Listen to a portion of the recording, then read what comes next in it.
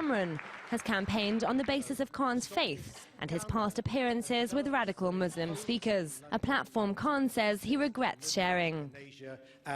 Despite their different backgrounds and parties, both candidates have similar policies for the city.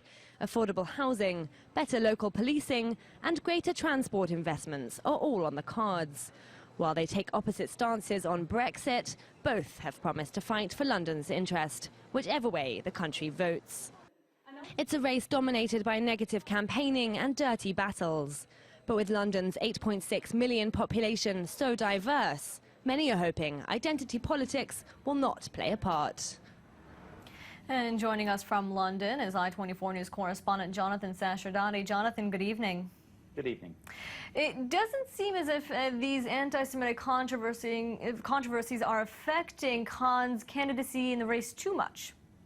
Well, he himself said over the weekend that he was worried it might, and he came out very publicly condemning what Ken Livingstone had said in order to try to separate him from the former London mayor. However, it has been noted that he helped Ken Livingstone campaign in the past, and indeed Ken Livingstone has helped him campaigning. So the two are obviously closer than Mr. Khan would like people to think. But he has been very clear that he thinks very differently from Livingstone about the anti-Semitism controversy and crisis that is engulfing his party right now, perhaps so that he can reassure voters that they can vote Labour at the mayoral elections. And as for the party, 3 more suspensions today. How serious can this get? Well, 3 suspensions in one day is certainly a record, even in recent weeks.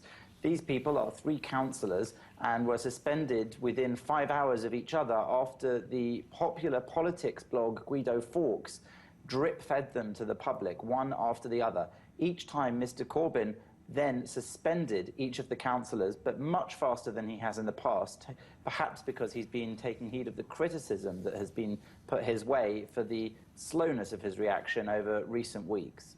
Jonathan Sacerdoti joining us from London. Thank you very much.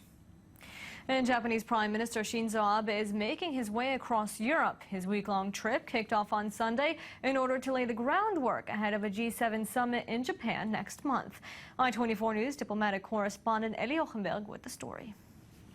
Italy, France, Belgium, Germany, Britain and Russia. Japanese Prime Minister Shinzo Abe is in shuttle diplomacy mode ahead of the G7 summit he will host later on this month. Abe is set to meet European leaders with one issue topping the agenda, the Chinese economic slowdown and its impact on global economy. During his meeting in Brussels with EU officials, including with the European Council's president, Abe will seek to speed up negotiations over a future trade agreement between Tokyo and the 28-member bloc. Combating terror along with the North Korean threat will also be on the table, and Japan is expected to urge G7 leaders once again to harshly condemn